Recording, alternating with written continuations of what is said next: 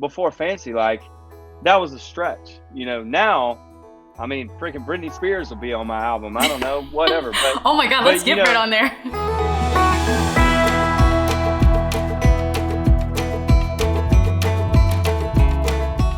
Hey friends, it's your girl, Emily Curl. Welcome back to my virtual studio. Today we're hanging out with country music sensation. We've got Walker Hayes here. Hi, Walker. Hey, I like that. Sensation, huh? You like that? I don't know about that.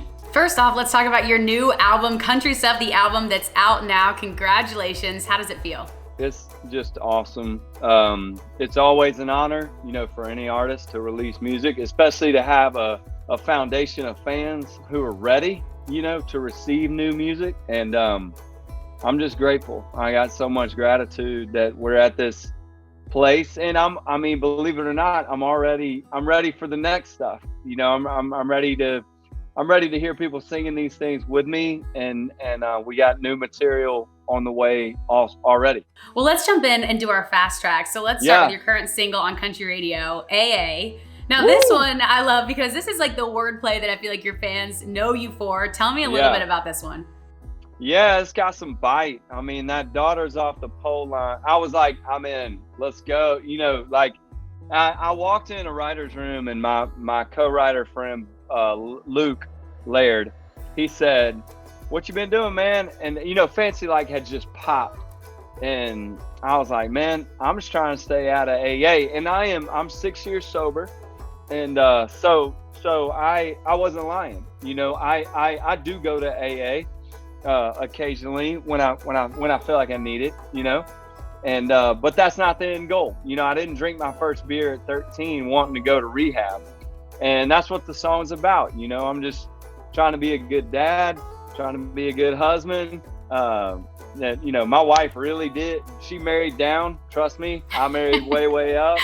It's just a song about what I'm struggling with, fighting for every day, and as a man, and a lot of people can relate. And it sounds like a freaking party. I mean, I love the sound of that song. Now let's go on to my favorite track on the album, and that's You Girl. Uh-oh. When I say, Walker, that this is my hype song, truly, like, I was getting ready to do an interview, and I was like, I gotta play You Girl. Like, that song is good. Tell me about this one. I love that you love that. Yeah, that's just about Laney. A friend of mine named Dylan Guthrow, he had that track already kind of sussed out, and I just wanted in. I was like, dude, I'm all about that. We had already had Fancy Like. I was kind of looking for material that was up, energetic, and that just sounded like a dance to me. I mean, and I love the cherry bottom boom, girl. Like, I love that. But yeah, man, the crowds, they go crazy over that song so far. So hey, maybe that's after AA. I don't know. Oh, shoot. I mean, and that song is just like spicy. Like, I feel like you feel hot like when you hear that song. And maybe when you sing it too. It's like, it's a good one. I feel cooler when I'm singing it, for sure. Now let's talk about the next track. And this is Craig featuring Mercy Me. Now this one, like you mentioned, the range that you have to go from something like You Girl, and then let's pop over to Craig, which is such a personal story. Tell me about who Craig is to you. Craig is that's Jesus, me seeing Jesus in someone, and Craig, that song has layers of just story. When I first wrote that song, I just wanted to thank Craig for his sacrificial love for my family. I didn't know Jesus at the time, but I obviously in the song I was like, I don't know, man, maybe homeboy does know a dude named Jesus, and then over the course of a few years I met Jesus myself. And then before Fancy Like, I met with Bart, the lead singer from Mercy Me, and he loved the song Craig. And I said, man, why don't we collab and see if I can get a new take on it, and who knows, maybe it gets re-released, which is crazy to even fathom. And then Fancy Like popped, and I was like, dude, we're doing this. Like, let's go. And I love it. I think it's an unbelievable new take. I think old fans who love the OG Craig, their minds will be blown. I think new fans will just be like, this is unbelievable. And I honestly think just that's what we all need, but the world could use that song right now. I know I can. So, I mean, the lyrics, you're right. It was a story. You had me hanging on. When I first heard it, I was like, wow. Yeah. I mean, you were telling us a Let's go. story. When you first played this song for Craig, what was his reaction? Did he know you're writing this? when I sent him that song, he was speechless. I mean, his wife said he couldn't talk, and he was at a really low spot himself, and the song really collided with him at a great time. And the Lord really used that song for him. And we actually wrote a book called Glad You're Here.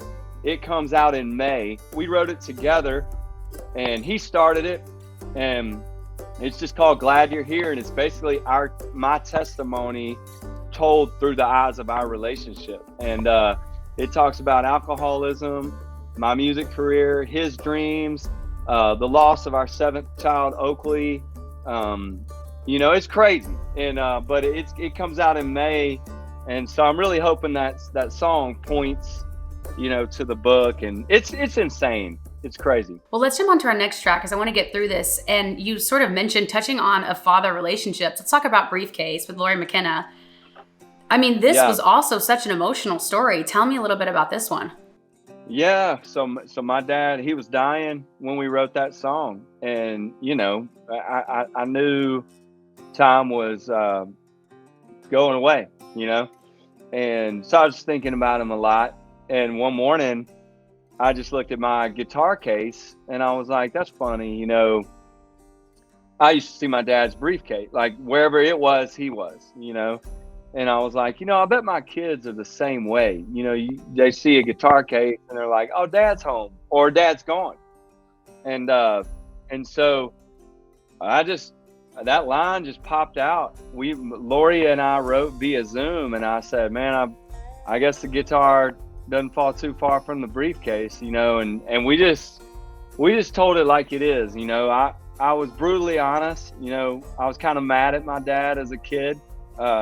He's always working and gone, and he didn't make it to many games, and I know he was struggling. He was working hard to get his business off the ground, and I didn't really understand. I kind of resented him as opposed to respecting him. But when I have my own kids, man, I've got it. It's just like it clicked, and I was like, geez, this is hard. It's hard to juggle all that. And I had forgiveness and I had mercy for my dad, and we were able to mend that relationship. And now, anytime somebody says, hey, you're just like your dad, I well up with pride. I'm so glad. And I was able to share that song with him before he died. So yeah, what an honor, right? Wow. Just to honor him on this album. And I wish he could have been here for all this fancy like stuff. He was my biggest fan by far. What did he think of this song? What was that experience like for you? He did not he didn't know who I was when I his mind was gone. But he said that's a pretty song. And I know he thought it was beautiful, and I know when he got to heaven, it all clicked. It all made sense. Then, my God, that's like making me emotional. Yeah, I love that one. Let's jump to our last track, Walker. So we have the last one on the album, What If We Did, featuring Carly Pierce. Why did you want to end with this one? This was a important song. There's songs that they will just exist, and I think they're solid. But there's songs that inspire the making of projects, and this is one of those. Like, this was a song, this is probably one of the oldest songs on the record. But What If We Did came about just the middle of the whole COVID thing.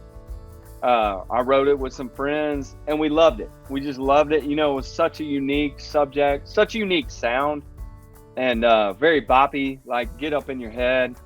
And I wanted to feature an artist, which, hey, before Fancy Like, that was a stretch. Now, I mean, freaking Britney Spears will be on my album. I don't know, whatever. But oh my God, let's get right on there.